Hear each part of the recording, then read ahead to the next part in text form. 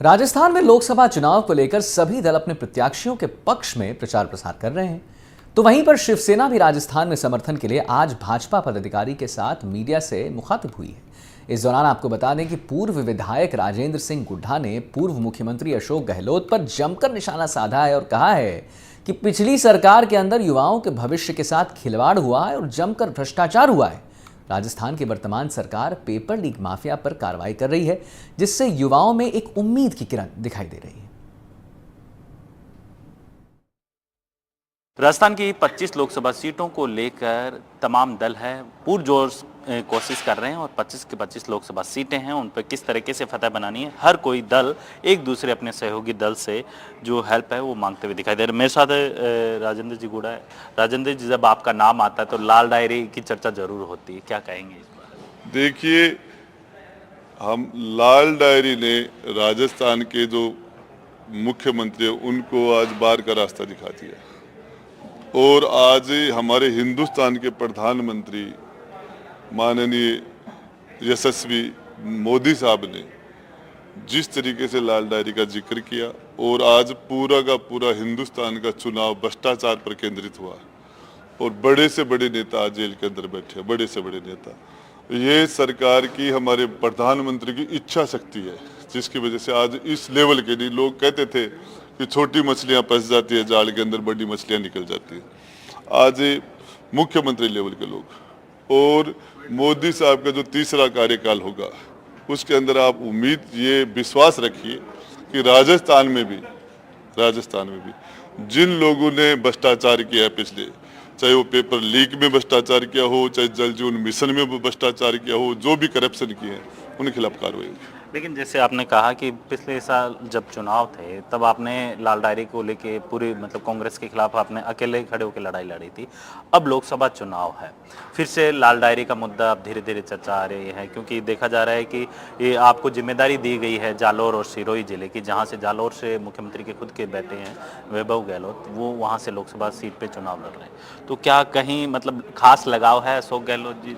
गहलोत साहब ने उदयपुर वाटी को गोद लिया, तो गोद के नाते कायदा बनता है वहां जाके वो उनका फर्ज उतार के आऊं।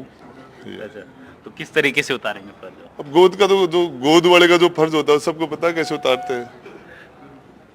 तो एक सवाल और, क्योंकि जब झुंझुनू लोकसभा सीट का नाम आता है तो आपका कई ऐसे जो सार्वजनिक मंच पे जिस तरीके से आपने जो भाषण दिया है उसके अंदर जो बीजेपी के प्रत्याशी हैं उनके खिलाफ आपने कई बार बोलते हुए कहा कि इस व्यक्ति को हराया जाएगा, जबकि हम अब नाम नहीं लेना चाहेंगे, क्योंकि जिस तरीके से देखा होगा कि एक तरफ आप बीजेपी को समर्थन दे रहे हैं, दूसरे बीजेपी प्रत्याशी का आप विरोध करते हुए नजर आ रहे हैं। हमने 3 चुनाव आमने सामने लड़े वहाँ जी, जो भाजपा का कैंडिडेट है उसने, हम 3 चुनाव आमने सामने लड़े हैं और उसमें जब आमने सामने चुनाव लड़ते तो राजनीति जिस लेवल पर होती है।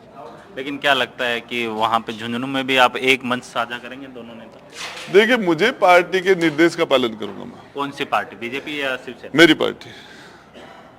तो अब राजेंद्र गुड़ा कांग्रेसी नहीं, अब शिव सैनिक हैं और शिवसेना के जो एकनाथ शिंदे हैं वो जो कहेंगे उनके दिशा निर्देशों पर शिंदे साहब के निर्देश से काम करूंगा। लेकिन एक सवाल और, क्योंकि जब आपने भ्रष्टाचार की बात की तो पेपर लीक का आपने मुद्दा उठाया था। अभी हाल ही के अंदर प्रहलाद गुंजल है वो कांग्रेस में गए हैं कोटा के अंदर, तो जो शांति धारीवाल है कांग्रेस के नेता हैं, वरिष्ठ नेता हैं, उनका और जो प्रहलाद गुंजल जी का कई वीडियो जैसे सामने आ रहे हैं जो किसी से छुपे नहीं, इसके बारे में क्या कहेंगे? क्योंकि देखिए, मैंने आपको पहले भी कहा था एक डीएनए की जांच कराने के साथ सबका नार्को टेस्ट कराने की बात पहले भी कही थी और उसके बाद कई चीजें बाहर में आई भी थी। मेवाराम जैन के लिए क्या हुआ था, दूसरों और ये काफी बातें बाद में चुनाव के बाद और करेंगे अपनी बात। क्या एक थोड़ा सा एक और बता दीजिए कि शांति धारीवाल जैसे नेता अगर कोई सदन में इस तरीके के बात बोलते हैं कि मर्दों वाला प्रदेश है और फिर बाद में वो बीजेपी के ही नेता के साथ विचारधारा की बात करते हैं। कांग्रेस का सिस्टम ही समझ में नहीं आता। राहुल गांधी कहता है राहुल गांधी की हम न्याय यात्रा निकाल रहे हैं। मैं आपको बताना चाह रहा हूँ कि 60 साल तक तो राज उन्हीं का रहा था, उन्होंने क्यों नहीं सामाजिक न्याय कर दिया, क्यों नहीं उन्होंने जातीय जनगणना करवाई, क्यों नहीं की उन्होंने? आज भी देश के अंदर है 70% 80% वो लोग हैं SC ST के गरीब तबके जिनके घर में 4 पीढ़ी में कोई चपरासी नहीं बना, 4 पीढ़ी में, और उनकी स्थिति वो की वही है। तो ये जो कंडीशन, इसके लिए कौन जिम्मेदार है? जिसने 60 साल तक राज किया वो नहीं है। राहुल जी के पिता थे वो राजीव गांधी जी, वो हिंदुस्तान के प्रधानमंत्री रहे, उनकी माता ने प्रधानमंत्री बनाए, उनकी दादी प्रधानमंत्री रही, उनकी दादी के पिता जवाहरलाल नेहरू जी वो प्रधानमंत्री। क्यों नहीं किया उन्होंने सामाजिक न्याय? क्यों नहीं जाति जनगणना? क्यों कैसी कैसी बातें करते हैं लोग? एक सवाल और, क्योंकि अभी लोकसभा चुनाव है, गुजरात के अंदर देखा जा रहा है, पूरे प्रदेश के अंदर देखा जा रहा है, क्योंकि आप भी खुद राजपूत नेता हैं। महिपाल सिंह मकराना को गिरफ्तार कर लिया जाता है और राजपूत जो तमाम जो संगठन है वो कहीं ना कहीं बीजेपी के विरोध करते हुए नजर आ रहे हैं गुजरात के अंदर।